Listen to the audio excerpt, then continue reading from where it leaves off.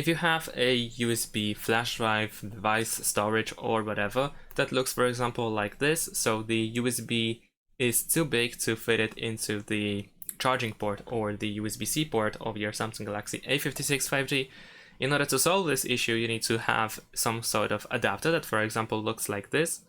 This is my example adapter that I have. As you can see over here, I have this port where I can just insert my flash drive, and it looks like this. There we go. And then, of course, with this USB-C, we just plug it into the phone, and we can easily use the flash drive on the phone.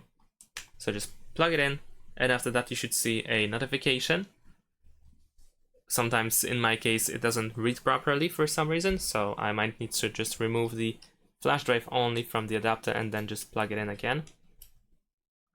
There we go. And now we should be able to see the notification about the USB storage being added.